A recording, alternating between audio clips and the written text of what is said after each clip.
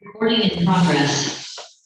Bom, gente, boa tarde para todas e todos. Hoje nós vamos falar do segundo capítulo do livro da Sueli Carneiro, sobre o biopoder, negritude, sobre o signo de morte. Como a gente conversou assim logo no início do grupo, eu queria que essa fosse uma experiência mais de diálogo, assim, eu não queria monopolizar muito a fala, quero que todo mundo fique à vontade para se manifestar, para participar. Eu vou seguindo mais aqui a sequência do capítulo, apontando para alguns temas, mas fiquem à vontade para fazer comentários, seja por escrito aqui no chat, seja se manifestando, levantando a mão, ou pedindo a palavra aqui para se manifestar, e de preferência usando as câmeras, igual eu falei, para a gente melhorar a nossa interação, enfim, que já não é das melhores nesse mundo virtual, mas pode melhorar um pouquinho se a gente ver a cara das pessoas. Bom, eu vou começar chamando a atenção para o tema geral desse capítulo, que é biopoder, negritude sob o signo da morte. Claramente, a Sueli Carneiro faz aqui uma leitura especificamente da última aula do curso em Defesa da Sociedade, que é a aula... Pois não, seja bem-vindo. Que é a aula justamente na qual o Foucault desenvolve o tema da biopolítica. Lembrando que esse tema foi desenvolvido por Foucault também no último capítulo, na parte final do livro, do primeiro volume da História da Sexualidade. Só que nessa aula de 17 de março, que é a última, que encerra o Em Defesa da Sociedade, que é um curso do mesmo ano em que foi publicado História da Sexualidade, é o momento no qual Foucault avança mais essa noção de racismo de Estado, o princípio do racismo, e ele aponta, a partir do funcionamento do princípio do racismo, justamente para a possibilidade de uma biopolítica de viés mais negativo, uma biopolítica que, ao invés de agir positivamente, produzindo a vida, incentivando, digamos assim, uma determinada forma de vida, ela se transforma num poder de morte. E essa biopolítica negativa, que a gente pode chamar de tânatopolítica, esse é um tema que aparece claramente nessa aula final do Em Defesa da Sociedade, não aparece tanto no História da Sexualidade, e que, claro, é essa a base da reflexão da Sueli Carneiro nesse capítulo do livro dela, né? Bom, então vamos seguir aqui a argumentação dela. Ela vai citar várias vezes o Foucault, então acho que a gente não precisa nem falar do Foucault primeiro para depois comentar a análise dela, porque ela mesma vai fazer isso para a gente. Na página 61, começando o capítulo, ela fala que na biopolítica, gênero e raça se articulam produzindo efeitos específicos. E no que diz respeito ao gênero feminino, evidencia-se, portanto, a ênfase em tecnologias de controle sobre a reprodução. Bom, então aqui, primeiro que nesse capítulo, mais uma vez, ela vai chamar a atenção para essa interseção de gênero e raça, né? E vai trazer exemplos aí, especialmente vividos pelas mulheres negras, né? Essa é uma parte importante dessa reflexão aqui.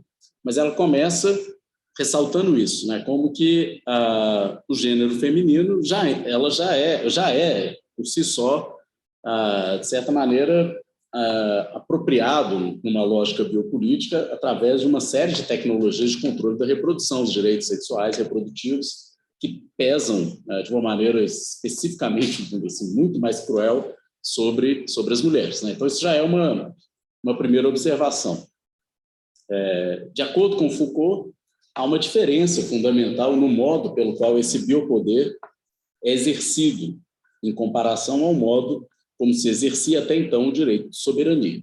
Bom, aqui ela está recuperando uma argumentação do Foucault, que é característica da sua analítica do poder, que é essa descrição que ele faz de diferentes regimes de poder, ou modos distintos de funcionamento do poder na modernidade, começando pela soberania, o modo de funcionamento do poder soberano através do instrumento legal por excelência, depois a emergência, digamos assim, das sociedades disciplinares e os dispositivos disciplinares, que são aqueles direcionados para a docilização, o adestramento dos corpos, não é? E que agem, esses dispositivos disciplinares têm uma ação individualizada, né? Todo aquele modelo panóptico, etc.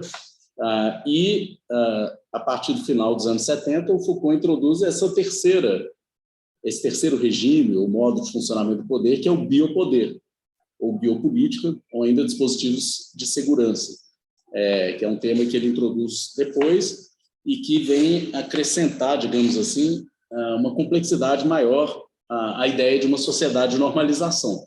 Porque em Vigiar e Punir, por exemplo, a sociedade de normalização está intimamente associada à disciplina, né? É descrita na forma de um poder disciplinar. Só que a partir de 1976, que é justamente o ano do curso em Defesa da Sociedade e da publicação da História da Sexualidade, o Foucault começa a dizer, né, que há uma articulação no interior desse poder de normalização, dessa sociedade de normalização, entre essa anátomo-política do corpo, que é a estratégia propriamente disciplinar, que se articula, né, se complementa aí com uma estratégia de regulação que age no nível da população, que é o biopoder.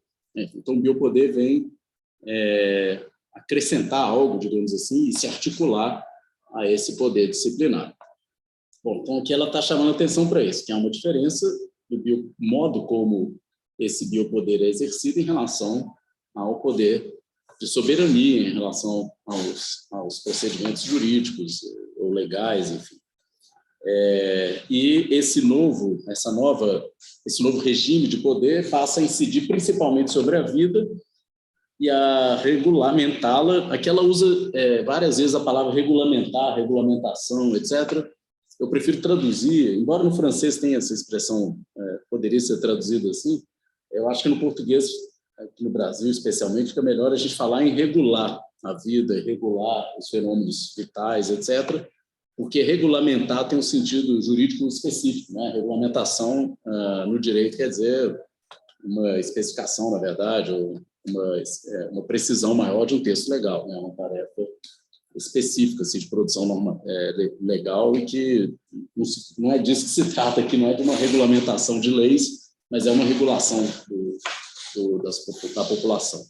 Uma coisa que eu fiquei na primeira parte foi quando ela fala: se o soberano, porque tinha como um dos seus atributos fundamentais o direito sobre a vida e a morte, podia fazer morrer e deixar viver, e o poder se constitui com o poder de fazer viver e deixar morrer.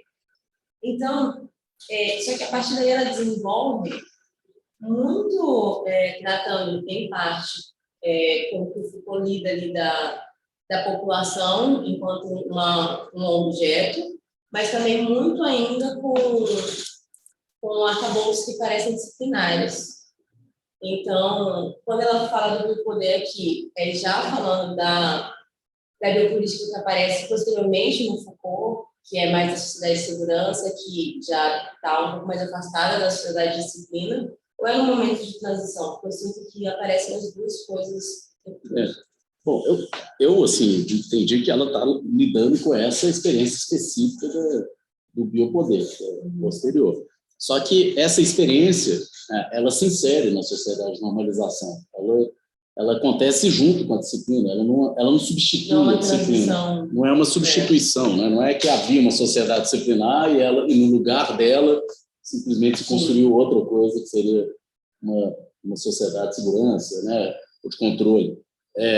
Não se trata disso, mas mais de uma camada, vamos dizer assim, que se acrescenta à sociedade disciplinar e que introduz esses mecanismos propriamente biopolíticos, que são aqueles que vão agir no nível da população, da regulação populacional. Mas como não é uma substituição, acho que dá para você falar em normalização, por exemplo, como um fenômeno comum, tanto da disciplina quanto da biopolítica, né? Acho que é um pouco por aí. E essa passagem especificamente de um poder que faz viver, né, e deixa morrer, etc., isso está na História da Sexualidade, está no curso também de 76, e são passagens que essa fórmula o Foucault usa para distinguir a soberania, que era um poder de morte, né, do biopoder, que é um poder de investimento sobre a vida. Então, aqui ele está falando do biopoder, não é da disciplina especificamente. Né? Enfim, mas Então, nessa passagem, um poder que passa a incidir principalmente sobre a vida e a regulá-la, vamos dizer assim, em diversos aspectos e de modo cada vez mais abrangente. Aqui, essa ideia, né, do biopoder é isso, tem várias leituras do Foucault sobre biopoder, ela muda um pouco ao longo dos anos, mas a ideia básica de onde ele parte é de uma expansão, né, uma extensão do campo daquilo que o poder abarca, digamos assim, e ele passa a invadir um território, um domínio que até então era um domínio avesso, assim, alheio a essas relações de poder, que era o domínio do vivo e tal, da espécie, do ser vivo, pensado como uma espécie e tal.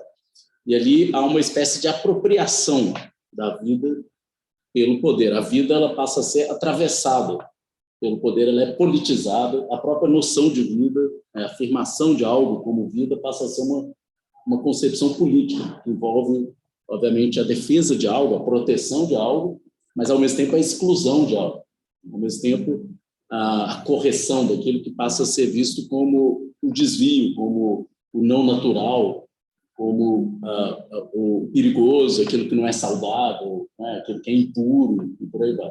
E o racismo entra como um elemento nessa politização da vida, ou seja, a vida que vai ser protegida, aquela que se defende, aquela que se quer promover, ela vai ter um traço racializado.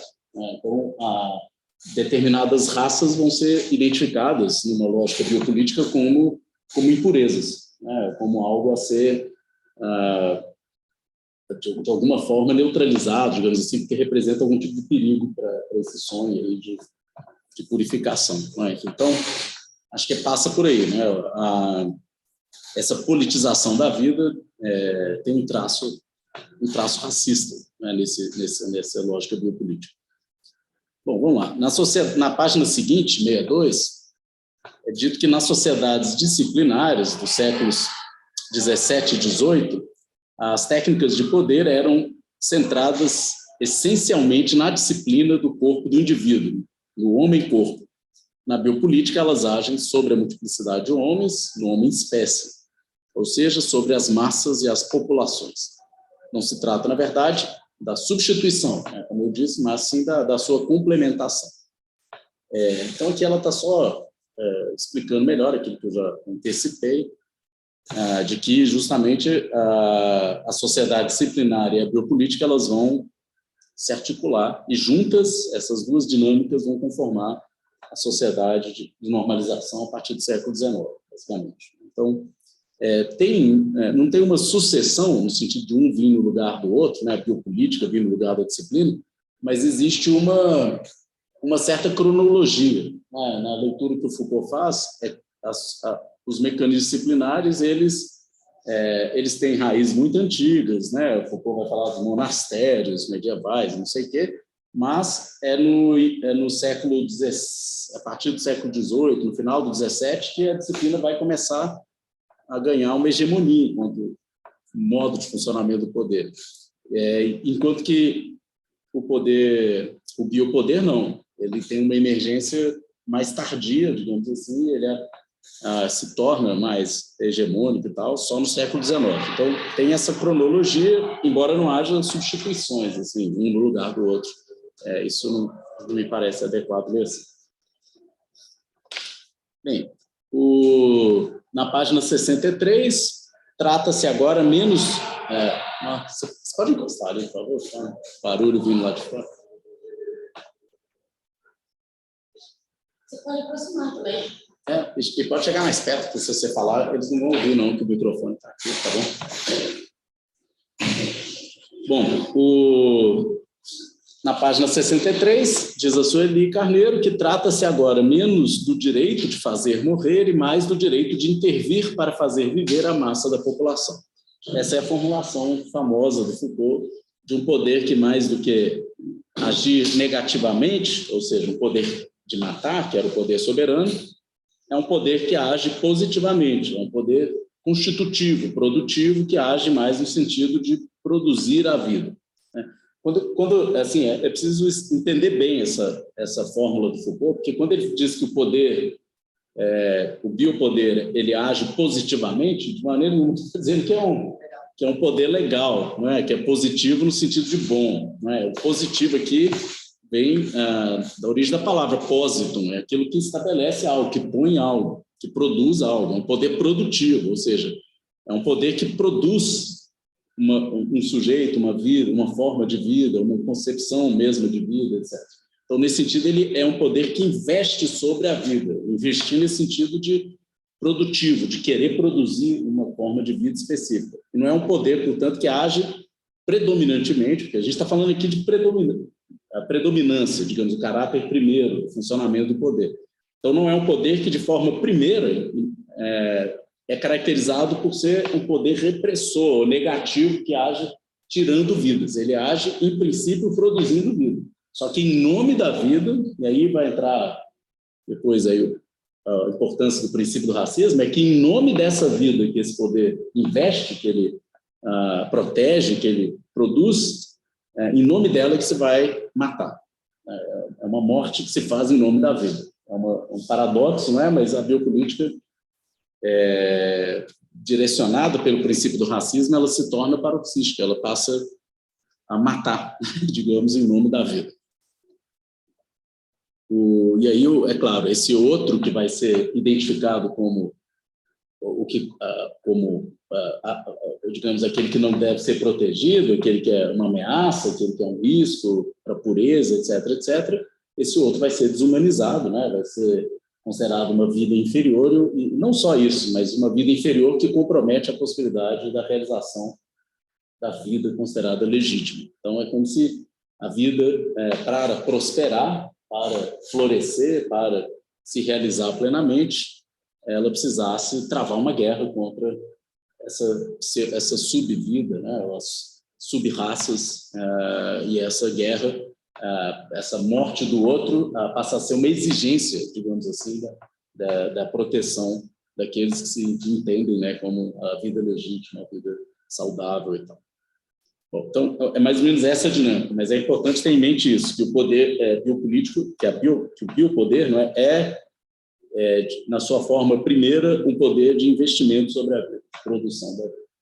Mas que, ao dizer isso, Foucault não está negando de maneira nenhuma que haja uma dimensão e um modo de funcionamento negativo da biopolítica. Só que é preciso entender como que isso se articula, de que maneira isso é produzido. Bom, na página 63, a sociedade que assim surge sob o efeito do jogo duplo da disciplina e da regulação é, nas palavras de Foucault, a sociedade normalizada. Então, a sociedade de normalização, ou sociedade normalizada, é aquela que nasce desse jogo duplo. Qual jogo, né, da disciplina com a biopolítica, juntos. Então, tudo isso que a Sueli Carneiro está dizendo é uma apresentação do Foucault, da última aula lá Em Defesa da Sociedade. Há de se perguntar, que já é na sequência, há de se perguntar, no entanto, onde entra nesse esquema explicativo da biopolítica, que age principalmente sobre a vida, o exercício do direito de matar. Então, essa pergunta é uma pergunta que o Foucault coloca no curso também de 76, é isso. Mas como que um poder que, em princípio, é um poder de produção da vida, como que ele é capaz de matar? Como que, por exemplo, né, o caso que o Foucault vai analisar nessa aula é o caso da experiência do nazismo e do stalinismo também, mas, sobretudo, do nazismo. E, na experiência do nazismo, a pergunta do Foucault é essa, mas como que um regime biopolítico de produção da vida, como que ele foi capaz de produzir um extermínio em massa? Como que esse poder é capaz de matar? E a resposta do Foucault é muito simples, a partir da introdução, né, ou da interferência do princípio do racismo. E é isso que a Sueli Carneiro vai dizendo aí embaixo, aqui, é aí que intervém o racismo, que, embora já existisse muito antes do século XIX, foi inserido nos mecanismos internos do Estado pela emergência do biopoder. O racismo cumpre o papel de fragmentar o campo biológico do qual o poder tomou conta para dividi-lo conforme raças e assim introduzir um corte entre quem deve viver e quem deve morrer. Bom, então aqui ela retoma esse tema do Foucault E aqui eu queria só fazer uma primeira observação. Nessa frase, quando ela diz que o princípio do racismo, embora já existisse, ele teria sido inserido nesses mecanismos internos do Estado, no seio da biopolítica, e aí é o que o Foucault vai chamar de racismo de Estado, é um racismo interno, é assim que Foucault define racismo de Estado, interno pelo seguinte, porque tradicionalmente, né, o que o Foucault vai mostrar é o seguinte, que a temática racista estava ligada a uma lógica de guerra de raças entre grupos raciais distintos, nos quais um estabelecia um conflito, uma guerra com o outro, e esse grupo, em guerra com o outro grupo, ele racializava o outro grupo, tinha os preconceitos, etc. Então, você tem a figura do bárbaro, várias figuras do mouro, né, do homem de pele escura, não sei o quê, eram várias figuras racistas ao longo da história, mas envolvidas nessas guerras de raças que opunham grupos étnicos, né, populações distintas umas contra as outras, né? Então, o inimigo racial, tradicionalmente, era um outro em relação ao seu grupo, vamos dizer assim. Você tinha o seu grupo, que se caracterizava por um sonho, né, um ideal de pureza racial, e o outro grupo era o racializar, era o outro inimigo, né, de tal raça e por aí vai. E que essa guerra de raça, então, que era uma guerra externa entre um grupo e outro, né, ela passa a ser travada internamente. Essa é a característica do racismo de Estado. É quando se cria uma estrutura de poder, né, estrutura estatal, que age internamente, ou seja, sobre a sua própria população, não é mais um outro racializado externo, é interno, né, e trava uma espécie de luta, de guerra, de purificação permanente. Esse é o racismo moderno, biopolítico, porque é um racismo perpetrado pelo Estado contra a sua própria população. E é um racismo que vai levar esses Estados a uma espécie de política assim, interna aí, por exemplo, no Brasil, o exemplo da Sueli Carneiro, que é óbvio disso, são as políticas imigratórias de embranquecimento da população.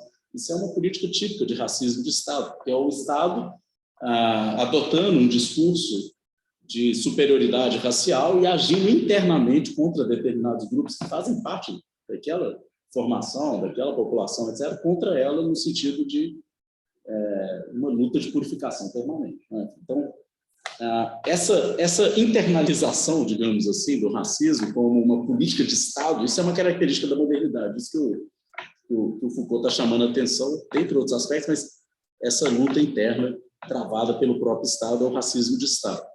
Aqui é isso que a Sueli Carneiro está chamando a atenção, e aí ela está dizendo, é claro que o racismo já existia muito antes, mas ele tinha uma natureza diferente, era um outro tipo de racismo direcionado a uma população externa e tal. E aí, aqui eu lembro que teve uma passagem que a gente viu, não sei se vocês vão se recordar, eu até fui buscar lá na página 33 do livro, em que a Sueli Carneiro ela teria sugerido que Foucault, eu vou ler a passagem, a Sueli Carneiro disse o seguinte: Foucault localiza no século XVIII o momento a partir do qual se forja uma situação favorável ao surgimento dos dispositivos que operam no campo ontológico pela construção do outro como não ser.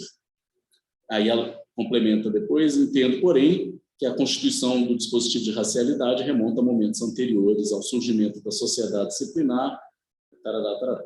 Enfim, eu disse que, bom, num certo sentido, o que o Foucault está defendendo é que uma forma de racismo propriamente moderna é que emerge no final do século XVIII, não que o racismo não existisse, ele passou a existir nessa época, né?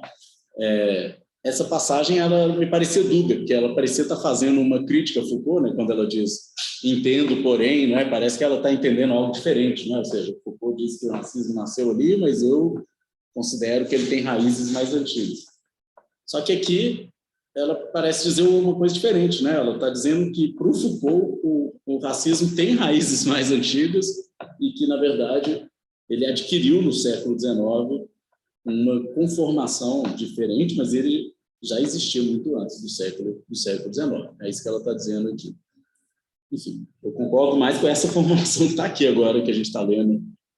Talvez a outra, eu não sei se está necessariamente com uma tradução, talvez ela só não foi clara o suficiente ali no ponto dela, mas acho que aqui sim, me parece que ela vê claramente essa que o Foucault identifica assim, raízes mais antigas para o racismo. Bom, e depois essa parte, né, que cumpre ao racismo esse papel de fragmentar o campo biológico. Isso aqui é uma formulação, uma outra formulação daquela frase do Foucault, de que o princípio do racismo opera uma cisão no contínuo da humanidade. É assim que o Foucault diz lá, não é? Essa cisão no contínuo da humanidade é isso, é como se a humanidade, em princípio, fosse uma só, né, os humanos, e aí, por meio do princípio do racismo, por meio da divisão entre raças, é que a gente passa a cindir esse contínuo, aquilo que é um só, em dois grupos, os mais e os menos humanos, né? A raça, a verdadeira raça, e a sub-raça, né? Então, o racismo é que permite essa cisão, essa separação.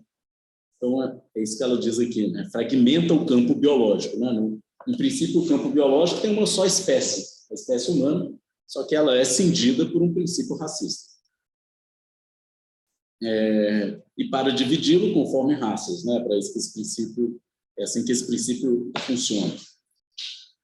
E aí, essa divisão não é uma divisão neutra, vamos dizer assim, né? Muito antes, pelo contrário, todo mundo sabe que a divisão entre raças está longe de ser uma classificação qualquer neutra da humanidade, pelo contrário, ela está intimamente associada a isso aqui que Sueli Carneiro fala, um corte entre quem deve viver e quem deve morrer. Então, é uma separação, por isso que a gente chama de racista, não é? Porque não é simplesmente uma classificação do humano qualquer, ela tem a intenção de reduzir, né? Ao racializar uma parte da humanidade, ela está reduzindo a humanidade dessa parte, não é? Então, são aqueles que deveriam morrer em nome da pureza da raça humana.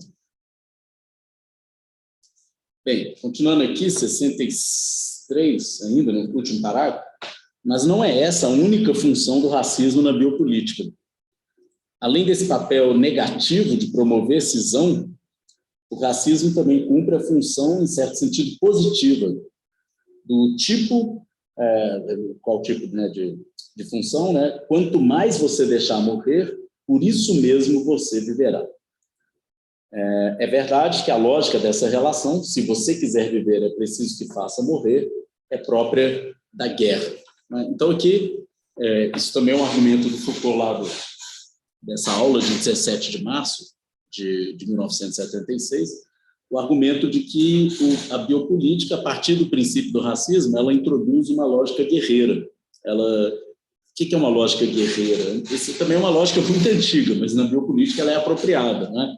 A lógica guerreira é aquela segundo a qual um povo acredita que para sobreviver ele precisa eliminar o seu inimigo. Então a sobrevivência de si depende da eliminação do outro. Essa é a lógica guerreira. Então a biopolítica ativa uma lógica guerreira na hora que a afirmação de uma raça, e agora eu já não estou mais afirmando a humanidade, percebam? Já cindi a humanidade. Então tem duas raças. Aí eu afirmo uma, a pura, a que eu considero pura. Ao afirmá-la, eu preciso negar a outra se transforma numa ameaça à minha pureza, percebe? A outra não é mais algo tem uma dimensão na luta biopolítica, que é essa dimensão, vamos dizer assim, biológica, é uma guerra biológica, digamos assim, e nessa dimensão não é mais aceitável, digamos assim, que a convivência com essa sub-raça. A sub-raça não é simplesmente alguém diferente de mim, é alguém que me ameaça, percebe? Porque o risco de impureza que ela representa, ela contaminaria o meu sonho de afirmação da vida, etc. Então, assim, é preciso eliminar o outro não é simplesmente um diferente que eu deixo ele em paz, vamos dizer assim. Ele é um risco biológico que precisa ser controlado. Essa é a lógica guerreira que é ativada na biopolítica. Em vários momentos, aí tem toda uma discussão sobre isso, que o Bailey recupera essa noção de que a guerra, no âmbito da biopolítica, ela ganha uma conotação completamente diferente. Não é mais uma guerra tradicional, né? Esse é um argumento importante assim, nos estudos de biopolítica, entender que a guerra tradicional era aquela guerra entre povos que, ainda que adversários, ou seja, ainda que em disputa, eles se identificavam e se reconheciam mutuamente como igualmente humanos, né? Então, daí a ideia de uma guerra movida por uma série de princípios de nobreza, até de respeito, né? em relação ao vencido, etc. Assim, ele o vencido, mesmo derrotado, ele deve ser respeitado em sua humanidade, vamos dizer assim. Ele um tipo de... A guerra tradicional é aquela que, em outras palavras, é um confronto entre seres humanos que se identificam como tais, como iguais, né? Agora, a guerra, no âmbito da biopolítica, ela se transforma numa guerra que o Agamben, depois o Bembe, né, vai chamar de uma guerra essencial, né? Uma guerra que tem uma outra natureza, uma outra dimensão, e o seu adversário não é mais um humano como você, mas que está do outro lado e tal. Ele é agora um inimigo existencial, ou seja, a mera existência desse outro te ameaça enquanto humano, né? Então, a guerra ela ganha uma dimensão essencial, ou seja, eu preciso eliminar o outro para proteger, digamos assim, a minha raça. E essa guerra agora, né, com essa dimensão biológica, existencial, ela ganha uma conformação diferente. O Bembe vai dizer que ela se transforma num puro massacre. Porque é isso, né? Não é mais, você não vai mais fazer prisioneiros de guerra, você não vai mais dominar para um outro povo para poder subjugá-lo às suas leis. Você quer, de fato, exterminá-lo. É, né? Uma guerra de extermínio, né? Daí a ideia do puro massacre. A argumentação, por exemplo, a guerra que foi travada pelo Estado nazista contra os judeus, por exemplo, não só os judeus, né? Vários povos também, os judeus, não foi uma guerra tradicional, percebe? Foi uma guerra interna de extermínio. É uma política de extermínio.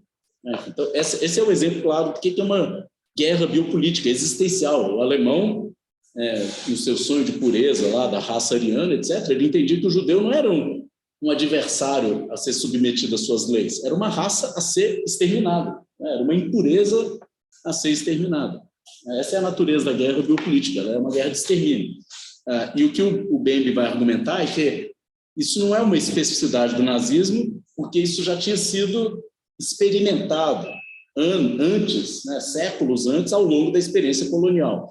E as guerras coloniais foram, na leitura que o Bembe faz, foram guerras biopolíticas, guerras de extermínio. Né? O europeu, né, nas suas conquistas aí coloniais, ele não enxergava os seus inimigos como adversários igualmente humanos, pelo contrário, como seres primitivos, sub-raças, né? Seja o negro, o africano, seja o indígena aqui das Américas, eram sub-raças a serem ou eliminadas ou completamente subjugadas e controladas, né? Então, é uma guerra que tem essa natureza biológica e existencial.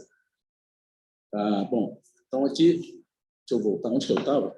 Fui longe agora. Eu estava falando da lógica da guerra, né? Porque aqui a Sueli Carneiro fala que a biopolítica estabelece essa lógica. E essa lógica, então, primeiro, preciso entender, é isso que eu estava querendo explicar, a natureza dessa guerra é uma guerra biológica e existencial, tem uma dimensão ontológica, e além disso, essa lógica da guerra é mais do que simplesmente um confronto, isso que eu estou querendo. É mais do que simplesmente se colocar contra alguém. É entender que a lógica guerreira funciona assim, é entender que aquilo que eu quero afirmar exige a negação do outro. Aquilo que eu quero defender exige a eliminação do outro. Então, a guerra, no âmbito da biopolítica, adquire essa dimensão. Isso agora já começa a ficar mais claro por que o Foucault vai dizer, dentre outras coisas, que nunca se matou tanto quanto se fez em nome da vida. Mas por uma razão muito simples, porque justamente quando a guerra se faz em nome da vida, é que ela se transforma no puro massacre, no extermínio. Enquanto é uma guerra tradicional, né, contra adversários de momento, digamos assim, a guerra ela tem uma dimensão assim, de crueldade muito menor, porque, afinal de contas, o outro, pelo menos, está sendo reconhecido em sua humanidade. Agora, na hora que o outro é um risco que precisa ser eliminado para que você possa florescer e prosperar e tal, a guerra tende a ter um grau de crueldade completamente diferente, que a gente viu no nazismo, que a gente viu na colonização. Bom, então, o racismo de Estado permite fazer funcionar essa relação de tipo guerreiro, como uma relação biológica de maneira inteiramente nova e compatível com a biopolítica. Isso está na 64, acho que é uma, enfim, continuação disso que eu estava dizendo. Ok, ainda na 64, assim sendo, a morte do outro permite ao biopoder promover a vida da raça mais sadia e mais pura. Porque o outro, justamente, como ela diz, é considerado degenerado e a raça inferior. Então, aqui ela está explicando essa natureza dessa guerra, né, uma guerra biológica. Aí ela cita Foucault: a função assassina do Estado só pode ser assegurada desde que o Estado funcione no modo do biopoder pelo racismo. Então, é só por meio do racismo que a biopolítica se transforma numa política de morte, assassina, de extermínio. E, de acordo com o filósofo, o Estado tira a vida de dois modos. Né? Então, aqui, de acordo com Foucault, são duas as vias, né, de produção dessa morte: pelo assassinato direto e pelo assassinato indireto. Nesse caso, quando expõe a morte, quando multiplica os riscos de morte. Então, aqui a gente tem essa dupla dimensão. Como que se dá a produção da morte? Seja diretamente, o assassinato, o extermínio, o massacre e tal, seja indiretamente, o deixar morrer. O deixar morrer significa retirar das pessoas as condições materiais que permitem a vida. Então, deixar elas sem acesso à saúde, sem alimento, sem trabalho, etc. Tudo isso são maneiras de deixar morrer. Né? Esse, aliás, é um tipo de discussão muito corrente hoje quando se faz esses cruzamentos assim, que mostra a racialidade, mostra que a pobreza tem cor, né? Mostra que aqueles que são excluídos da sociedade, consumo de trabalho, etc., que eles têm cor, etc., isso é uma maneira de argumentar a favor dessa biopolítica negativa com viés racializado, ou seja, uma biopolítica que, mesmo quando não mata diretamente, ela expõe grupos populacionais inteiros a uma situação de não deixar morrer, né? a uma morte, vamos dizer, um assassinato indireto, como ela disse aqui. É nessa perspectiva, diz ela, que inscrevo a negritude sob o signo da morte, a partir da análise das distinções que se apresentam no processo nascer, adoecer, morrer, ou simplesmente no processo viver, morrer de negros e de brancos na sociedade brasileira. Bom, aqui, pelo que eu entendi, a Sueli Carneiro está dizendo que ela inscreve a negritude no signo de morte nas duas formas, tanto diretamente quanto indiretamente, né? Porque nós temos a produção da morte desse outro racializado no Brasil, sobretudo de forma indireta, e aí todas as maneiras de exclusão social às quais esses grupos são submetidos, né? Mas, para além disso, não sei se ela aqui minimizou isso, mas na frente eu acho que ela trata, né? Ela fala da guerra contra o tráfico, do envolvimento, sobretudo de jovens, né? Homens jovens negros, né? Nessa guerra e tal. E ali a gente tem uma espécie de, praticamente uma política direta da morte. Por um lado, uma exposição ao risco da morte, que é simplesmente deixar as pessoas uma espécie de faroeste, assim, né? E deixa eles se matarem, né? Mas, para além disso, dessa exposição ao risco, existe a ação direta da polícia na produção da morte, né? Ou seja, a polícia que sobe o morro, ela não vai lá conversar com ninguém, ela não vai lá respeitando os direitos fundamentais de ninguém, né? Enfim, então, me parece que é também, nesse caso especificamente, das ações policiais militarizadas em morros no Brasil, uma ação direta de produção da morte, quase um extermínio, se a gente considerar a dimensão que isso tem, né? Bom, é nessa perspectiva que inscrevo a negritude. Já falei disso. Tarará, tarará. E aí, a forma indireta de produção da morte vai ser a produção de condições de vida diferenciadas, e que consiste justamente, e a segunda consiste, como vimos, na eliminação dos inferiores, impuros, anormais ou diferentes. Bom, então nós temos essa dupla dinâmica, a produção direta ou indireta da morte. As duas podem ser incluídas dentro dessa guerra de viés biopolítico que acontece internamente e que é, em grande medida, realizado pelo próprio Estado, um racismo de Estado, né, contra sua própria população. Esse livro propõe que as sociedades multirraciais, resultantes da colonização, engendraram o dispositivo de racialidade. Então, isso aqui está na página 64 para 65, e o argumento dela depois é de que esse dispositivo, o dispositivo de racialidade, disciplinará e normalizará as relações raciais nas sociedades pós-coloniais. Então, aqui ela tem um argumento, né? Aqui sim ela está indo além do Foucault, né? Até aqui ela fez uma leitura, né, do que estava lá no Em Defesa da Sociedade. Agora, a partir daqui, ela já começa a encaminhar as coisas para uma apropriação disso para a gente pensar a sociedade brasileira. E ela está defendendo que sociedades multirraciais pós-coloniais, ao caso do Brasil, são sociedades nas quais o dispositivo de racialidade opera, e ele opera travando essa guerra interna, um racismo de Estado, que tem como alvo essa população negra, que vai ser alvo de dois tipos de assassinato, direto e indireto. Então, esse é o argumento, né, vamos dizer assim, e ele ele está indo além de Foucault, porque Foucault, quando muito, assim, ele analisou a experiência do nazismo e falou da colonização, assim, en passant, mas ele não falou de sociedades multirraciais, pós-coloniais, enfim, isso não estava no horizonte lá de preocupação, né, de reflexão. Foucault, esse é a Sueli Carneiro que está trazendo essa noção para cá. E eu acho que ela tem toda a razão, né? Enfim, aliás, acho que todo mundo que lê esse curso do Foucault, a primeira coisa que faz é pensar sobre... Eu, pelo menos, quando eu li a primeira vez, a sensação de que aquilo era aplicável ao Brasil é muito evidente. Bom, na página 65, ela vai dizer que os ajustamentos dos fenômenos de população se darão, de um lado, pela política imigratória. Aqui ela já começa a fazer um exercício mesmo de apropriação e identificar na experiência brasileira onde que estaria onde que seriam visíveis esses mecanismos biopolíticos.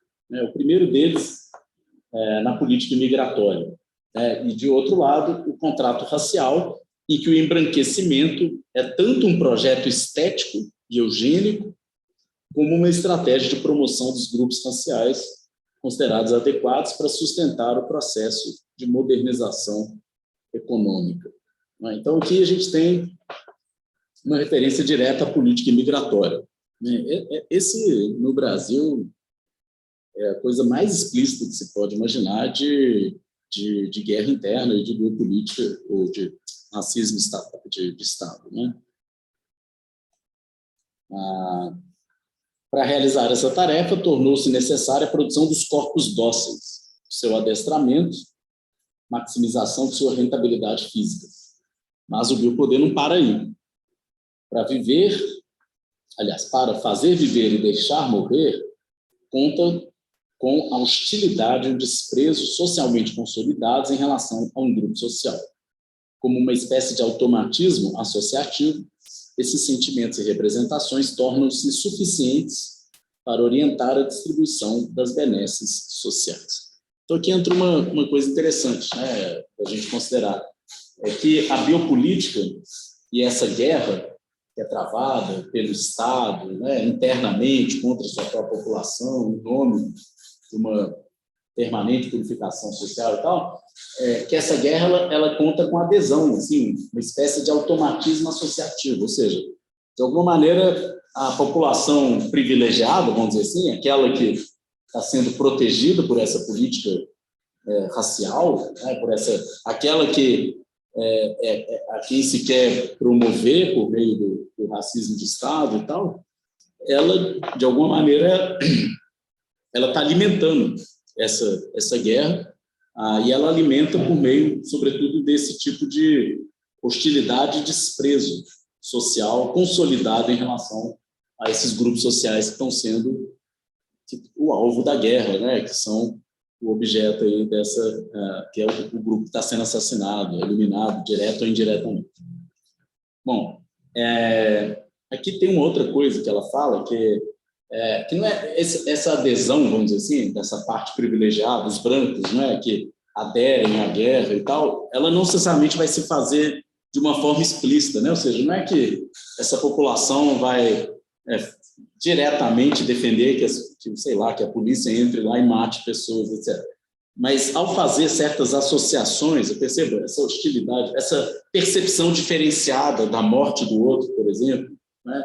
Essa ideia de que uma vida parece valer menos que a outra, né? Ou a indignação que suscita a morte de uns, diferentemente daquela que a morte de outros suscita, essa percepção, essa comoção diferenciada, né, em relação à morte dos...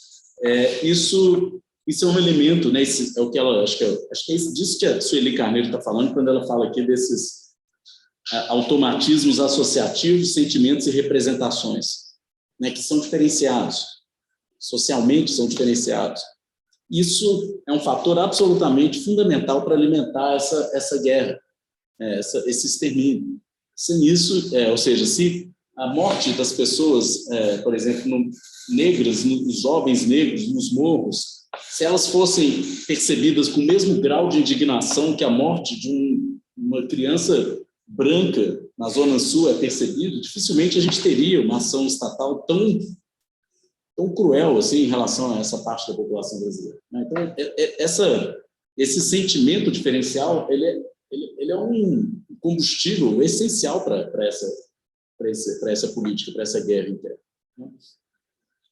Sobre isso, aliás, não sei se eu fiz referência a isso, mas tem um livro que a gente leu nesse grupo de estudo há mais tempo atrás, da Judith Butler, o Quadros de Guerra, que é justamente uma reflexão sobre o modo como se dá o enquadramento do outro, como a gente enquadra o outro, significa como a gente percebe o outro, e como esses enquadramentos, essa maneira de ver, de representar, de perceber os outros, como que isso está diretamente associado à nossa capacidade empática, nossa capacidade de se colocar no lugar desse outro, de sentir o sofrimento do outro, de se indignar diante do sofrimento injusto produzido contra esse outro, a morte desse outro, etc.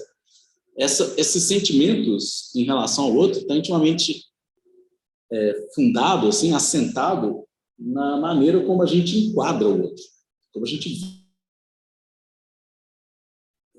Isso eu acho que é uma questão central, e esse livro da Judith Butler, aliás, coloca essa questão justamente a partir se chama Quadros de Guerra, porque pega essas diferentes percepções de crianças, de grupos inteiros populacionais, que, por exemplo, imigrantes, refugiados, que morrem tentando atravessar o mar Mediterrâneo, né, e outros grupos sociais e tal, e quando as vítimas, né, são pessoas brancas, ocidentais, etc., o grau de sensibilidade que isso produz internacionalmente, etc., é completamente diferente de quando são crianças não brancas, né, indígenas, negras, asiáticas. É um outro grau de sensibilização que isso produz. Isso está ligado à forma de enquadramento que a gente faz dos outros, a maneira como ele aparece para nós, como a gente representa essas pessoas, né?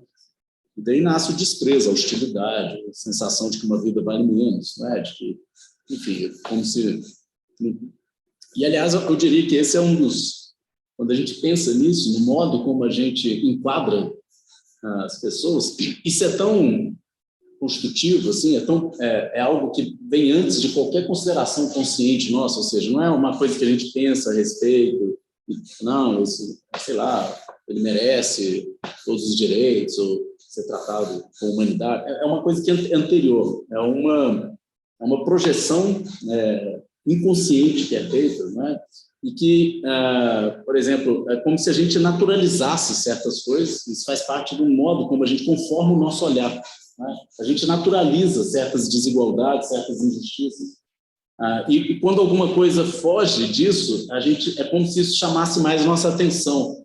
Então, uma criança negra passando fome parece que é algo naturalizado. Uma criança branca passando fome parece ter uma outra relação, aquilo aparece como se tivesse um destaque maior, digamos assim, do ponto de vista da visibilidade que isso tem.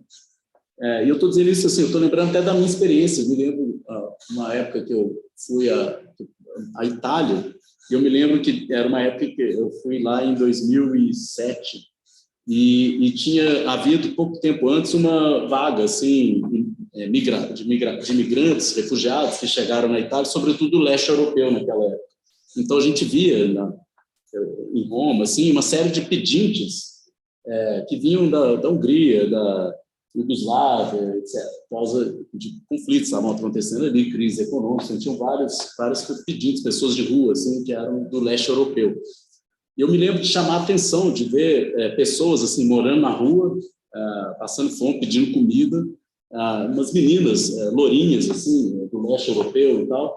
E na época eu me perguntei, mas por que isso está me chamando mais a atenção? Só porque as pessoas são louras e estão pedindo comida, né? Por que pessoas negras na rua no Brasil, parece que você nem via elas? Esse olhar nosso é muito contaminado, é impressionante. A gente carrega formas de enquadramento e naturalização da pobreza, como se fosse normal, né? Que determinados grupos sociais tivessem submetidos a certas condições e outros não, como se isso suscitasse uma comoção maior. Isso frequentemente vem à tona, isso que eu estou relatando, vem à tona quando tem essas experiências de guerra, de conflitos. E aí, por exemplo, conflitos na África não suscitam o mesmo tipo de indignação internacional que o conflito da Ucrânia, por exemplo, né? Imagens de populações inteiras, assim, de retirantes em Ruanda, por exemplo, que foi um dos maiores massacres do século XX, né?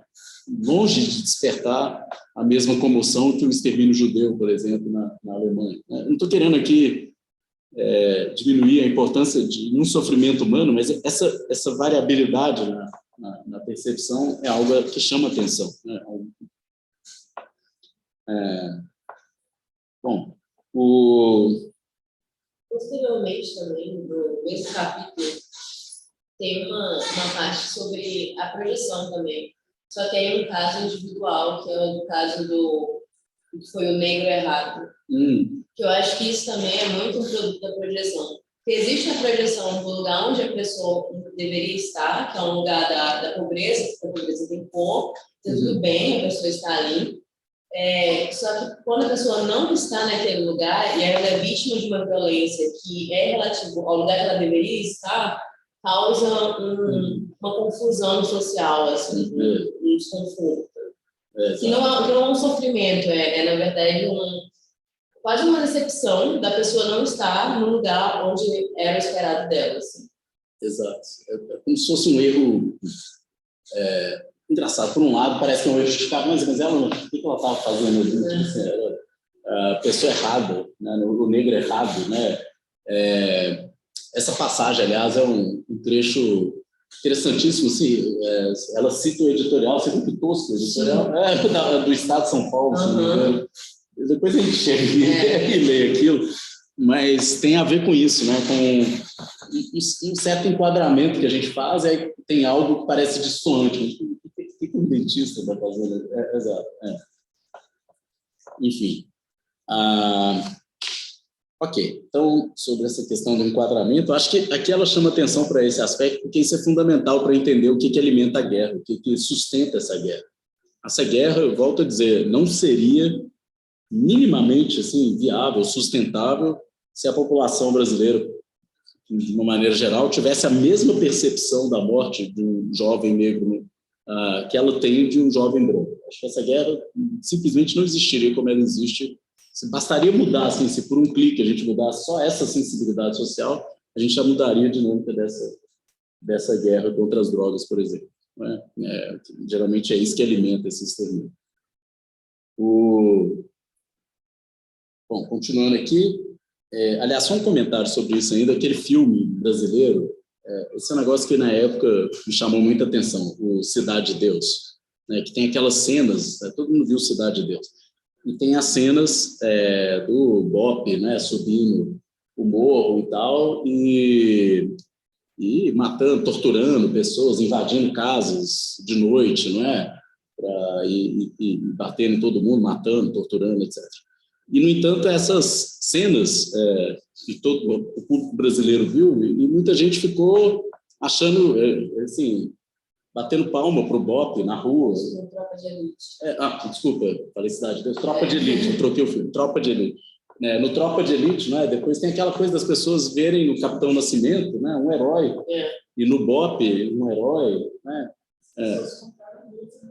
compravam blusa, com caveira, não é, e tal, do BOPE. E o Wagner Moura veio várias vezes explicar. Exato, e tal, enfim, mas houve. Hoje em dia, eu acho que a gente sabe que o povo ia bater palma mesmo, é melhor nem fazer um filme desse. Mas na época, a sensação do diretor, do Wagner Moura e tal, era de que, mas como que pode ver aqueles policiais por heróis, não é? E, de fato, a recepção desse filme no exterior foi de que esse filme, na verdade, fazia uma denúncia da polícia carioca, não uma heroicização da polícia carioca, né? Não uma defesa, ou sei lá, não é possível, assim, era difícil para um espectador estrangeiro acreditar que aquilo pudesse ser visto como sei lá, uma promoção do BOP, né? É para ser visto como uma crítica, né? Em qualquer lugar do mundo, uma polícia que entra na casa das pessoas de noite sem mandar nenhuma tortura, isso não tem nada de heróico, não é? E, no entanto, no Brasil, eu fico imaginando se a mesma cena, seja qual for o crime, se você tirasse aquelas pessoas negras e a favela e fizesse a mesma cena num prédio de luxo da Zona Sul do Rio de Janeiro, duvido que alguém defenderia aquela ação policial. Percebo, é só mudar a vítima da ação, imediatamente a percepção daquilo é alterada, não há heroísmo nenhum nisso, né?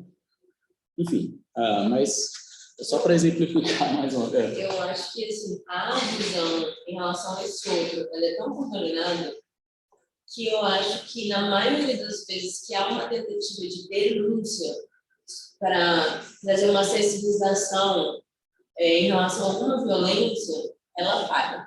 Assim, no sentido de seja um filme como esse, ou seja umas imagens meio... Qual é aquele fotógrafo que adora tirar fotos de ponto? Sebastião Salgado? Meio Sebastião Salgado. Assim, eu acho que isso pode levar a ser colocado no livro de grande arte e tal, mas, sinceramente, eu acho que, no fundo, não chega nesse lugar de que muitas pessoas levantam a bandeira, que é denunciar ou sensibilizar em relação ao sofrimento de pessoas que já estão à margem. Porque eu acho que isso é uma coisa tão corriqueira, que as pessoas já estão, assim, já estão tão difundidas na cabeça do social, na verdade, que eu acho que, às vezes, um filme como esse, com cenas como essas, de pessoas negras sendo violentadas por uma imagem de um policial, é mais violento do que efetivo. Assim. E aí tem um livro, que é o Diante da Dor do Outro, da Susan Sontag, que ela fala sobre as imagens... Que é o texto citado pela Butler no Quadro de Guerras, ela dialoga, tem um capítulo inteiro sobre... Que ela fala sobre as imagens da Segunda Guerra, assim.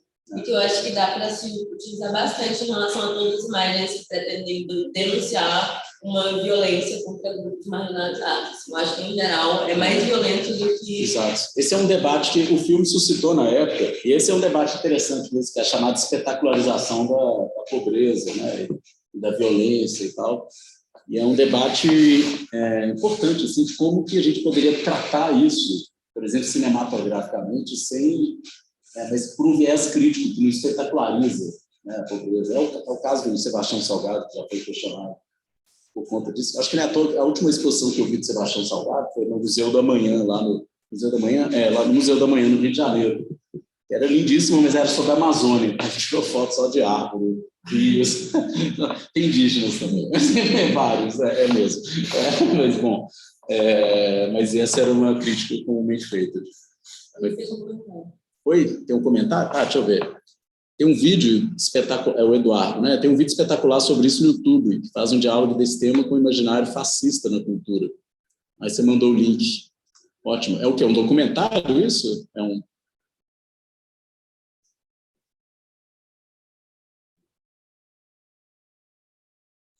é documentário, não. Beleza. A Gabi, né, tá aí, ela tinha comentado aqui como aconteceu a recepção aos refugiados ucranianos em relação a outros. Eu fiz comentário depois de você, então, mas eu não tinha lido aí que você já tinha feito esse comentário. Um produtor de conteúdo fala do Tropa de Elite. Pois é, eu lembro que na época do Tropa de Elite saiu um texto, se não me engano, da Eliana Brum, que falava sobre isso, sobre a popularização da violência, e fazer uma crítica a isso no cinema brasileiro e tal, mas esse é um tema que a Ianca levantou que é interessante. Sim. Ok. Depois, finalizando a 65, a ideia, então, é de que tudo isso, essa guerra, passa a atuar como uma estratégia de eliminação do outro indesejável, a gente já viu, e o biopoder aciona o dispositivo de racialidade para determinar quem deve morrer, quem deve viver. Ok. Aí, na sequência, a partir da página 66, a Sueli Carneiro vai trazer dados e experiências mais específicas para a gente entender a dinâmica dessa guerra de viés biopolítico no Brasil. E aí começa ressaltando as mortes violentas no Brasil, os dados que nós temos, que são, todos eles, assim, mostram algo muito claro, que é a cor da violência desse país, né? E de como, ela cita Foucault, o direito de vida e de morte só se exerce de uma forma desequilibrada e sempre do lado da morte. Esse desequilíbrio, diz a Sueli Carneiro, que vou descrever a seguir enquanto estratégia do biopoder. Então, aqui entra essa ideia de que o Estado, a polícia, é violenta e tal, mas que essa violência é extremamente desequilibrada. Ela é bastante seletiva, a gente sabe muito bem quais são os alvos privilegiados dessa violência.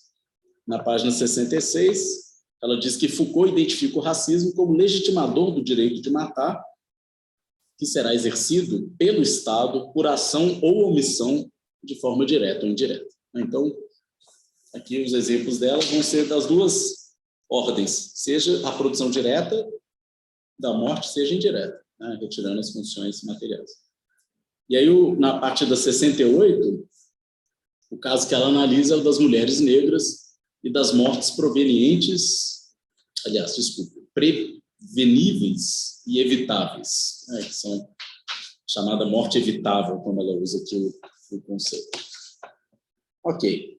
E ela cita uma pesquisa que foi feita no Paraná, indicando que mulheres negras morrem 6,6 vezes mais do que brancas por morte materna, né, no parto ou logo após o parto, né? E que as mulheres autodeclaradas amarelas morriam ainda mais. Ela discute um pouco esse dado e tal, mas, no final das contas, o que aparece aqui, que é nessa reflexão, que é alarmante, né, mas é importante que a gente veja, é esse descaso, né, em relação às mulheres negras, que, na grande parte das vezes, primeiro, não têm acesso a um pré-natal e tal, a um parto seguro e tal, mas mesmo quando tem, elas são tratadas de forma diferente. Há uma série de práticas que expõem elas muito mais ao risco de morte ou de complicações, né, decorrentes do parto. E aí isso está na página 71, ela diz isso, né, que o descaso em relação à proteção ao parto é parte de uma dinâmica negativa em relação à racialidade negra que enreda essas mulheres num círculo vicioso de violação sistemática de seus direitos reprodutivos. Aqui tem um texto que eu queria fazer referência a ele, da Angela Davis. Não sei se você já leu, né, aquele Raça, Classe e Gênero, que é um texto dos anos 80 ainda, mas que é um texto que a gente leu nesse grupo de estudos anos atrás, e que a Angela Davis, esse texto, esse livro dela está situado naquele momento meio de inflexão do movimento feminista, quando uma certa denúncia a um feminismo muito branco, ocidental, de viés liberal e tal, em nome justamente dessa pluralidade, da experiência feminina, ou as mulheres, né, racializadas e outras e tal. E a Angela Davis, então, ela traz nesse livro, eu lembrei muito lendo aqui a Sueli Carneiro, o caso da discussão do aborto nos Estados Unidos, né? Porque o direito de aborto era uma pauta feminista tradicional das mulheres brancas em defesa, propriamente, de uma liberdade sobre o seu próprio corpo e decidir se deseja ou não manter uma gravidez indesejável, né? Agora, ela mostra como que a pauta do aborto tinha uma dimensão completamente diferente para as mulheres negras nos Estados Unidos na mesma época. Isso porque, no caso das mulheres negras, o que estava havendo era uma política de esterilização e praticamente um incentivo ao aborto, né? Então, as mulheres negras lutavam, na verdade, para manter os seus direitos reprodutivos e o direito à gestação, né, digamos assim. Então, o aborto, no caso das mulheres negras, não era uma reivindicação, era quase algo que lhes era imposto, assim, era compulsório. Enfim, então você tinha uma lógica totalmente diferente, né? E ao mostrar essa diferença, né, eu lembro que a Angela Davis fazia algumas reflexões interessantes. Ela dizia assim, olha, se nos Estados Unidos se discutisse uma lei de legalização do aborto, mas permitida apenas a mulheres negras, né, provavelmente muitos desses grupos conservadores pró-vida iriam rever suas posições contrárias ao aborto, simplesmente porque agora se trata de mulheres negras. Enfim, então, isso mostra o caráter racial, a diferença, né, o corte racial radical para a gente discutir direitos reprodutivos, né? Enfim, então, esse texto da Angela Davis é interessante, porque aqui, quando ela traz esses exemplos, né, de violação sistemática de direitos reprodutivos, a gente está falando disso que nos Estados Unidos, a Angela Davis denunciou, mas aqui no Brasil também existe várias formas, né? Lá tinha essas campanhas de esterilização, né? Mas aqui tem essas práticas, esse descaso, né, em relação. E aí o exemplo que ela traz enfim, muito triste, mas evidente disso, que é o caso da retirada de útero, né, sem necessidade de uma série de mulheres. Bom, vamos ler aqui essa parte, então, na parte 71, ela denuncia, então, que existe um tratamento diferenciado para gestantes negras e brancas e que essa desigualdade se manifesta numa variedade de procedimentos médicos, tais como o uso de analgesia de parto. Aqui é uma coisa também de um grau de crueldade que eu nem consigo imaginar que se faça isso no hospital, mas é o que acontece, né? Que enfim, as mulheres, por serem negras, aplica-se menos analgésico, como se a dor delas fosse, sei lá, mais aceitável, como se... ela é forte, né? Então você não precisa nem de analgésico, então, loucura. Ausculta de batimentos cardíacos do feto, medida do tamanho do útero durante o pré-natal, respostas às dúvidas durante o pré-natal, permissão de acompanhante antes e depois do parto, etc. Então, aqui a gente tem uma série de práticas que são diferenciadas, né, entre diferentes, né, feitas de maneira diferente para mulheres negras e brancas. E aí ela traz vários exemplos. Essa é uma parte particularmente pesada do texto, né? Aí tem aqui após a Segunda Guerra Mundial, experiências de cientistas britânicos em Serra Leoa, que tão cruel quanto num campo de extermínio nazista. Aí tem um aqui, fica parecendo que isso é lá, né, em Serra Leoa, não, aqui, ó, em Vespasiano, né, o exemplo que é trazido aqui no texto, do lado de Belo Horizonte. Um médico sai dizendo uma série de coisas, que preto, pobre, tem que morrer, não sei o quê, e é denunciado por uma mulher que estava lá para fazer o parto e tal, que estava lá grávida, né? Enfim, e é engraçado. Aí na citação fala que essas afirmações teriam sido feitas após comentários da visita do presidente Lula à África. Parece que falou de Lula e a África desperta o que há de pior nesses médicos conservadores, né? É uma loucura.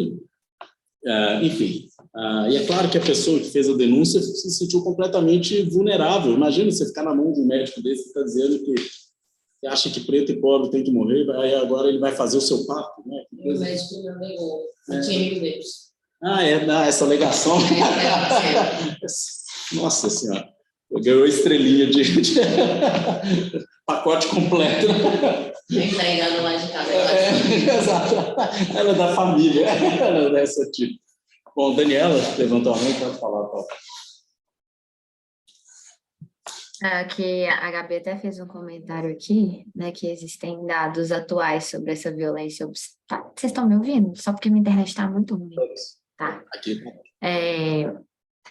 Existem dados atuais, né? Inclusive existiu aqui no Brasil a CPMI, né, da esterilização de mulheres negras, gerou um super relatório, que foi complementado depois.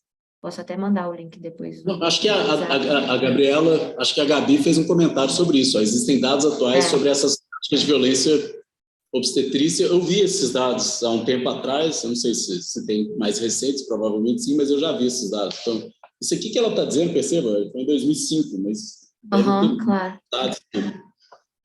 E isso, assim, só fazer um relato a mais, né, pensando nessa lógica da violência obstétrica, que no mestrado eu analiso processos de medida de proteção para tentar entender um pouco aquele processo das mães órfãs, né, que são as retiradas de bebês, de mulheres, de forma precoce, né, sem a tentativa, né, anterior de fazer com que essas crianças fiquem na família de origem, ou família extensa, né, primo, tio, etc. Então, essa retirada de crianças é considerado, né, uma violência obstétrica, e eu tenho um caso, assim, é um dos casos mais tristes, assim, que eu atendi eu participava, né, da Clínica Direitos Humanos, né, que é um programa de extensão aí no direito, e que a gente fazia um trabalho, nesse caso em específico, era um trabalho preventivo mesmo, a gente já teve quase que atuar com habeas corpus, porque essa era uma mulher que tinha trajetória de rua, fez uso de drogas ao longo da vida, mas não durante a gravidez, e ela tinha muito receio de perder aquela criança, porque literalmente nesses casos a criança é arrancada do braço daquela mulher na maternidade. Então, ela tinha muito medo, já tinha acontecido antes num dos filhos dela, e ela tinha muito receio que isso acontecesse de novo. Então, a gente fez esse trabalho preventivo de acompanhá-la no hospital, ela que escolheu a maternidade, etc. E aí não aconteceu, né, a retirada em si, mas ela sofreu diversas violências obstétricas, assim, tudo isso, né, que foi descrito, né, pela Sueli Carneiro aconteceu com ela.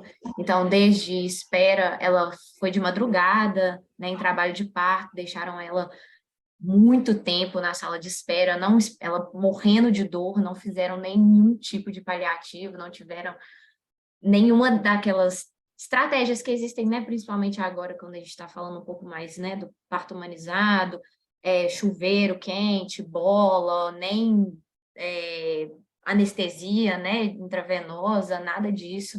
Ela sempre morrendo de dor, pedindo, tentando que as pessoas explicassem para ela o mínimo, assim, de por que que precisava ser um parto normal, porque ela estava morrendo de dor, né? O primeiro instinto é sempre pedir, né, uma cesárea, então ninguém explicava para ela.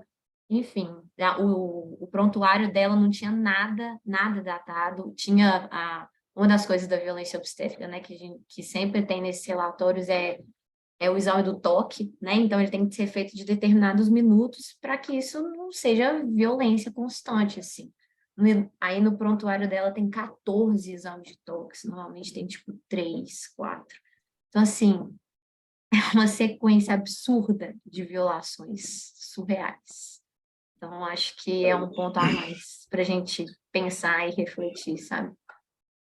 Eu me lembro, nossa, esses relatos são, enfim, revoltantes, né? Eu me lembro de quando que eu ajudei a organizar aqui na faculdade, em 2019, pouco antes, logo antes da pandemia, no final de dezembro de 2019, um colóquio sobre biopolítica.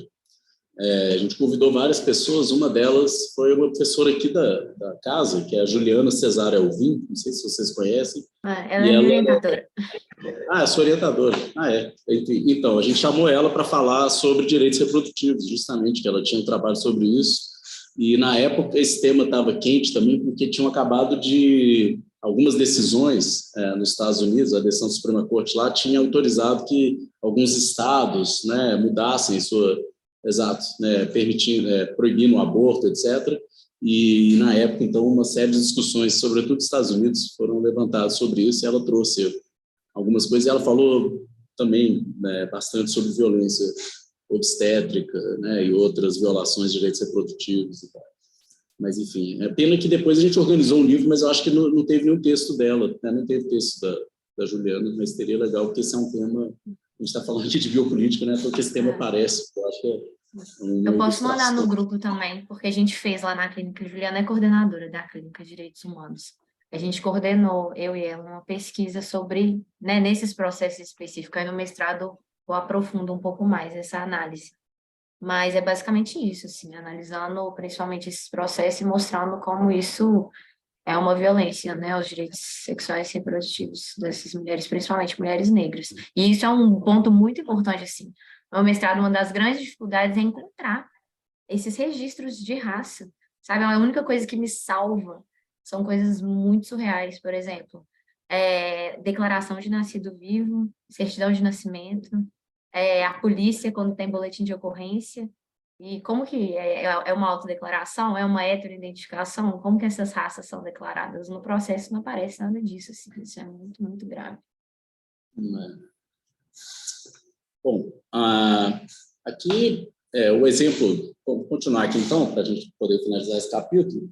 Na página 76, ela dá o exemplo dos incidência de miomas, que é maior, né? Tem uma probabilidade maior de acontecer em mulheres negras, uma probabilidade 5 vezes maior, né? Então elas são mais acometidas por essa doença, e aí a coisa se torna ainda mais dramática, porque justamente o grupo das mulheres negras é aquele que tem maior dificuldade de ser diagnosticado, né, com antecedência, e aí isso vai, como diz aqui a Sueli, o problema alcança dimensões assustadoras.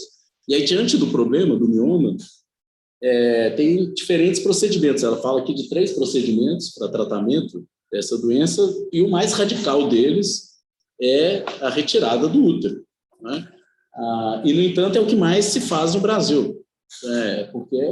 E aí tem os motivos para isso, né? Aqui na página 77, ela diz, né, o fenômeno da alta incidência de esterilização nas mulheres brasileiras, em especial mulheres negras, pretas e pardas, e o fato de que a esterectomia, que é a cirurgia de retirada do útero, ao contrário de esterilização, que é ligada de trompas, sempre ter sido paga pelo Sistema Único de Saúde, o SUS, faz com que não se saiba se as mulheres negras estão mais esterilizadas por retirada de útero ou por ligadura de trompas. Então, é um caso absurdo no qual o Brasil esteriliza mais mulheres por meio de retirada de útero do que propriamente ligação de trompa. Olha que loucura. Basicamente, é uma esterilização compulsória, né? De uma doença que pode ser tratada de outra maneira, né? Só que essas outras maneiras, uma delas, que é inclusive uma via não cirúrgica, né? Menos invasiva e tal, mas é cara, né? Então o SUS não oferece isso às mulheres, oferece uma mutilação, né? Chega lá, tira o útero e pronto, né? Ok, então a Sueli Carneiro conclui: o útero de mulher negra não tem valor, né? Então, qualquer mioma leva à indicação de retirada do órgão todo, né? Eu acho que isso é um exemplo dessa biopolítica do deixar morrer, ou uma espécie de esterilização mesmo, intencional, né? Tem um grupo privilegiado que vai ser vítima dessa ação, né? Pois não, Daniel? Eu acho que vocês devem ter visto, teve um caso muito famoso em São Paulo, se não me engano, ela chama Janaína, assim, que ela era uma mulher em situação de rua, que ela tinha tido vários filhos. E aí o Ministério Público, né, pediu a esterilização dela, né? Então, tem esse de fato caso aconteceu. Aqui, o Ministério Público aqui em Minas tem uma tradição nessa vara da infância e juventude de sair por aí, né, retirando guarda de filho e tal. Esterilização, não sei se eles andam ordenando, não, mas talvez, se a gente procurar, é capaz de achar. Por enquanto não. Os casos mais... Aí o que tem a ver também, insano também, que tem muito a ver com isso, é que, no final das contas, vira um ciclo vicioso de que as mulheres sabem que elas vão ser violadas, né, na atenção primária à saúde, e, obviamente, elas não vão procurar esse serviço. E, muitas vezes, elas são julgadas justamente por causa disso. Tem vários casos de determinação, né, de separação da criança da mãe, porque a mãe não fez o pré-natal. Então, o pré-natal não virou um direito mais. O pré-natal é um dever que, quando ele não é acionado, inclusive por justificativas, né, super justificáveis, porque elas vão sofrer violações desde o primeiro atendimento até o final, e os filhos delas são separados, e, obviamente, sempre, né, de mulheres negras e pobres. Isso Eu acho não tem saída. Desculpa. eu acho que isso também acaba mostrando um caráter que não é só o caráter de agir a partir dessa violência com mulheres negras que já estão grávidas ou que tiveram filhos, mas assim, cria toda uma forma mesmo de pensar sobre se encarar um mundo de subjetividade quando você ocupa esse lugar. Assim, eu particularmente odeio hospital, porque eu já sofri, não muito diferente do que você perceber com essa, mas assim, dos tratos que eu sei que foram por questões raciais, assim, no Felício Rocha. Então, é uma coisa que sabe que estar num lugar assim, de classe média não vai te culpar da violência racial. E aí, isso cria uma preocupação no lugar em que, por exemplo, a análise se eu vou ter ou não um filho vai passar necessariamente por isso e vai me desestimular assim, de todas as formas possíveis. Então, não é só uma atuação direta na violência, mas também na formação das personalidades, das subjetividades assim, das pessoas. Esse processo sempre meio que tem uma contradição, porque como isso coloca o papel da mulher negra como babá, como cuidar do outro que seja branco. Porque agora eu estou pensando como é muito comum a imagem da gente ver, principalmente na zona sul do BH, mulheres negras levando crianças brancas para esses clubes mínimos, nas escolas, sim. ou até levando esses caminhos de bebês para o parque, mas o filho não é dela. Sim. Então, ela nega para o filho dela, mas ela tem que cumprir esse papel de trabalhar para cuidar do filho dos outros. E aí eu acho que também entra mais outra coisa, assim, que quando você está nesse lugar geográfico, e você não está ocupando essa função. Isso confunde muitas pessoas. Eu morei 2 anos no Santo Antônio, e assim, toda semana alguém perguntava se eu trabalhava lá. Toda semana. Não tinha paz na minha casa.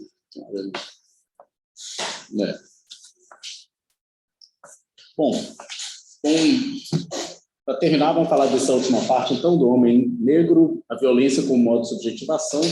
Aqui, achei uma coisa curiosa até na apresentação que a Sueli Carneiro fez, que é associar, que ela está falando de 2 maneiras como a biopolítica produza, digamos assim, a morte.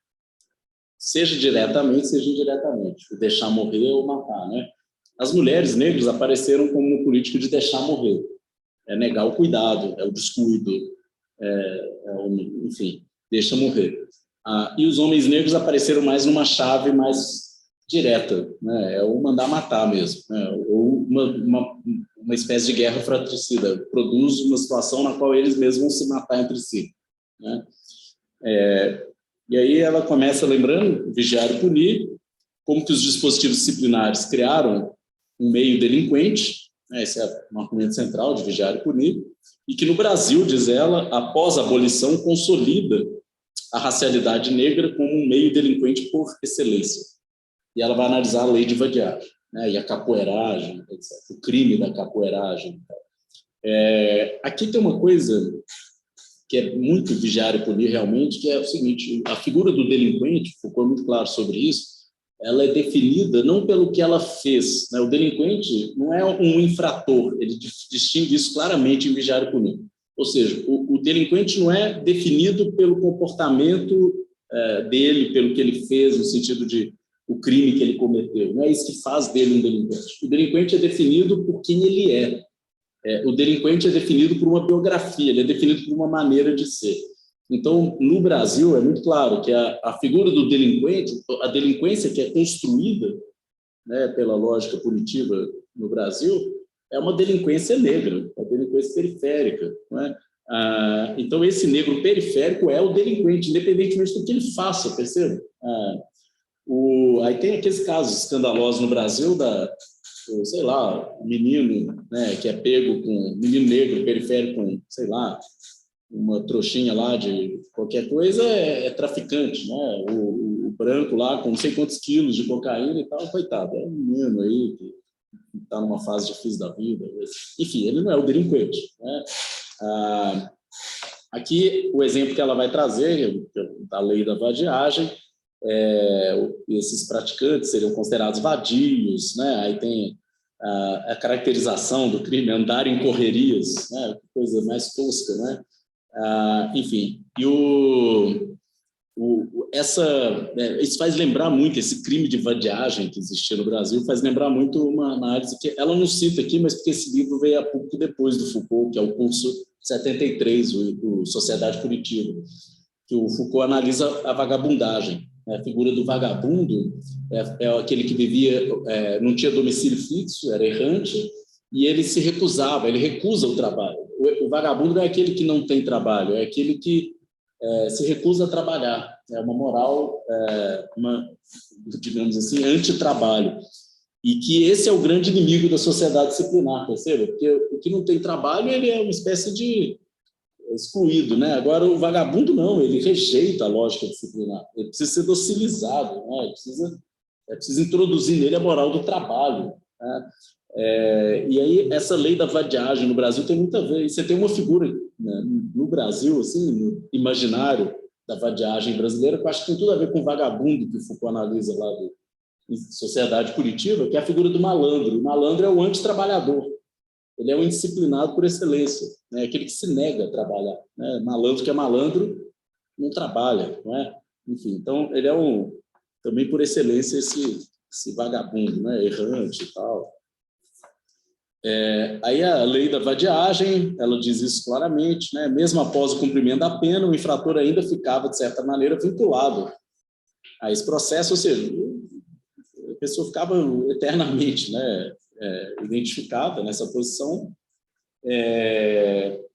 Aí ela explica, né, como que a vadiagem está ligada a toda uma política de imigração, né, para ocupar postos de trabalho daqueles que das pessoas que tinham sido escravizadas aqui nesse país e que elas foram basicamente jogadas na rua e tal, sem trabalho, sem perspectiva e tal. E aí você tem uma associação a esse grupo social, a população negra brasileira, desse crime de vadiagem, né?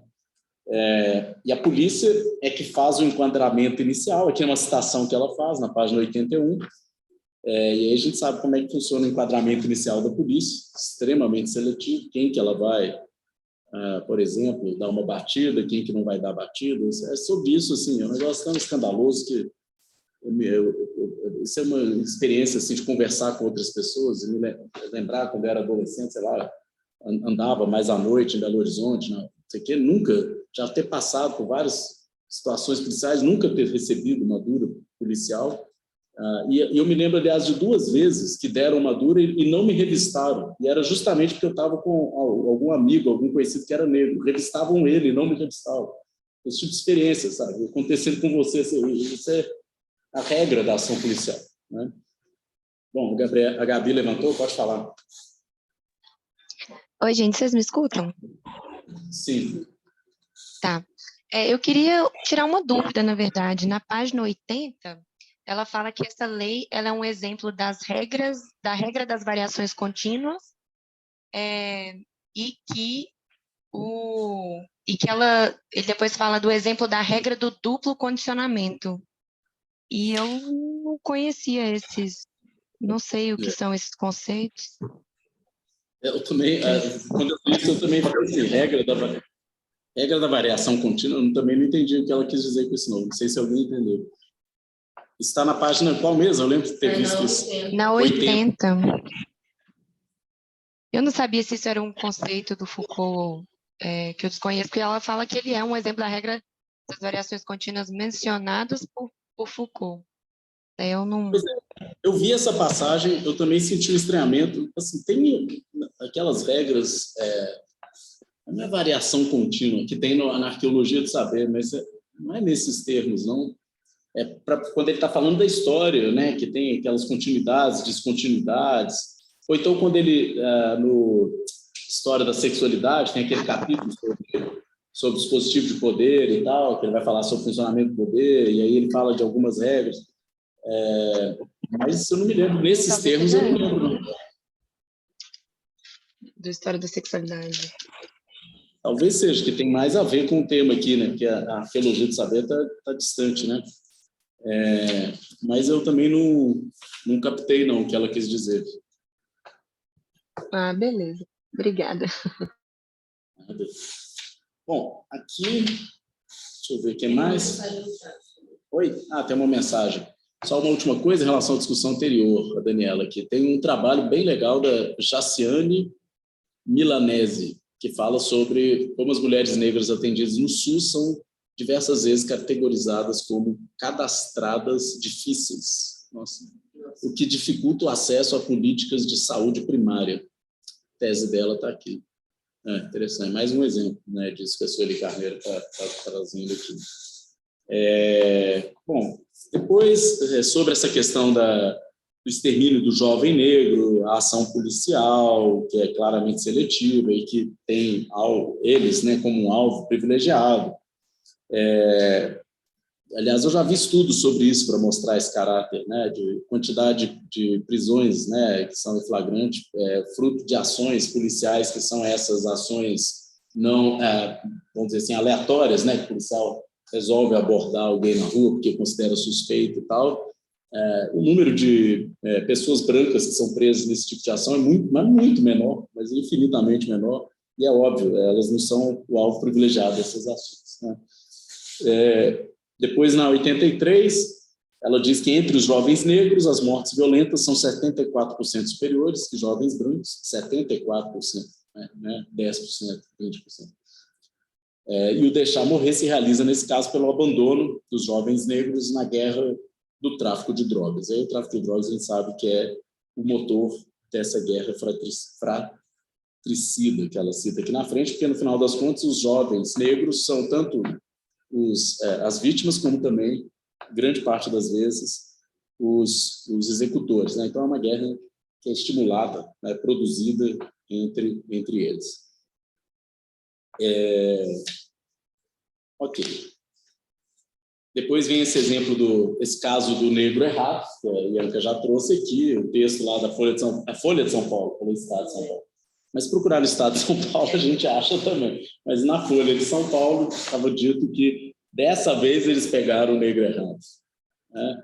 Como se fosse assim, 99% das vezes vai acertar, mas dessa vez errou, né? Que pena, né? Então, mas continua aí com essa política de extermínio, porque 99% das vezes parece isso, né? E aí, é verdade, diz lá, que isso ocorre todos os dias nas periferias das cidades brasileiras, onde são os negros certos, pobres, favelados, etc. Aí no meio deles, de vez em quando, vai ter o negro errado. Né? É impressionante, né? Esse texto aqui, acho que é muito oportuno que ela traga isso aqui. Né?